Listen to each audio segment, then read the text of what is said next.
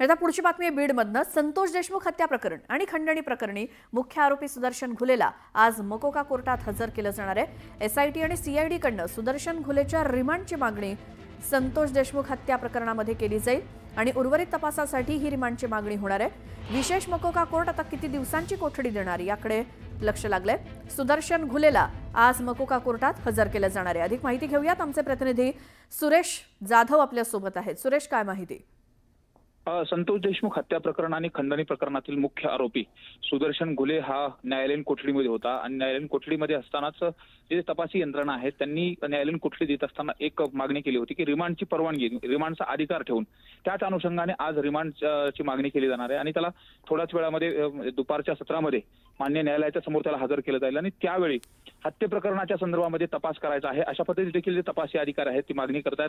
त्यामुळे आता नेमकं माननीय मकोका न्यायालय, विशेष मकोका न्यायालय हे आता सुदर्शन घुलेला किती दिवसाची कोठडी देणार हे देखील पाहणं महत्त्वाचं आहे। खंडणी प्रकरणामध्ये आणि हत्या प्रकरणामध्ये एकत्रित मकोकाची कारवाई करण्यात आल्यानंतरही सुदर्शन घुलेची पहिलीच रिमांडची मागणी करण्यात आलेली आहे। त्यामुळे एकंदरीत संतोष देशमुख हत्या प्रकरणाचा कट कशा पद्धतीने रचला, त्याचबरोबर जे हत्यार कोणते कोणते वापरले होते आणि इतर जे काही तपास आहे ते तपास करण्याच्या अनुषंगाने आज जे सीआयडी आणि एसआयटी या तपासी यंत्रणा आहेत महत्त्वाची आज आतापर्यंत काय काय तपास केला हे देखील मान्य न्यायालयासमोर मांडतील आणि इथून पुढे आणखी कोणता तपास राहिला आहे त्या संदर्भातले देखील जे मुद्दे आहेत ते महत्त्वाचे मानले जाणार आहेत। त्यामुळे एकंदरीत आज सुदर्शन घुलेच्या अनुषंगाने काय काय तपास बाकी आहे आणि तो कुठला मुद्द्यावरती केला जाणार आहे हे देखील मान्य न्यायालयाच्या समोर मांडल्यानंतर न्यायालय आता नेमकं कशा पद्धतीने किती दिवसाची रिमांड कोठडी देते हे देखील पाहणं महत्त्वाचं ठरणार आहे। सुरेश, धन्यवाद या माहितीसाठी आणि न्यायालयात हजर केल्यानंतरचे अपडेट सुद्धा आपण घेत राहू।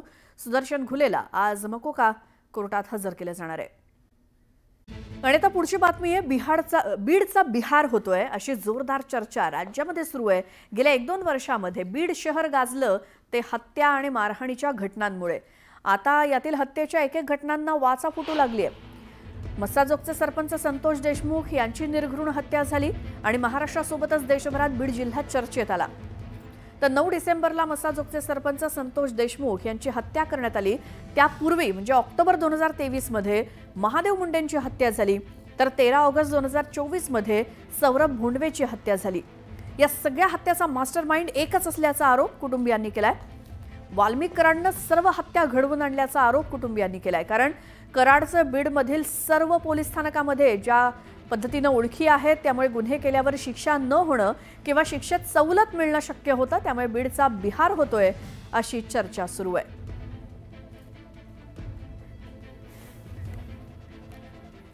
तर बीडमधील अनेक पोलीस हे आरोपी वाल्मिक कराडचे निकटवर्ती असल्याचा आरोप वारंवार केला जातोय।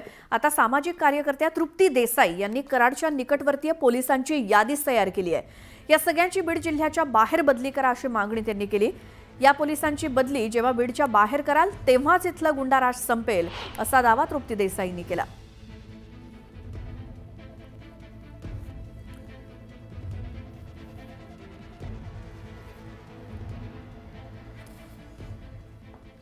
आणखी एक मोठी बातमी याच संदर्भातली। बीडमधील महादेव मुंडे हत्या प्रकरणाला 15 दिवस होऊन गेले तरी देखील आरोपी मोकाट आहेत। पोलिसांकडून अद्यापही कुणालाही अटक करण्यात आलेली नाही, त्यामुळे मुंडे कुटुंब आज अंबाजोगाईमध्ये पोलीस उपाधीक्षकांची भेट घेणार आहेत। हत्या प्रकरण डीवायएसपी दर्जाच्या अधिकाऱ्यांकडे वर्ग करण्यात आलं असलं तरी तपासाला कसलीही गती मिळत नाहीये, त्यामुळे मुंडे कुटुंब पोलीस उपाधीक्षकांची भेट घेणार आहेत। अशातच आमदार सुरेश धस यांनी कराडांच्या मुलांवरती गंभीर आरोप केल्यामुळे कराड कुटुंब पुन्हा एकदा अडचणीत आलंय।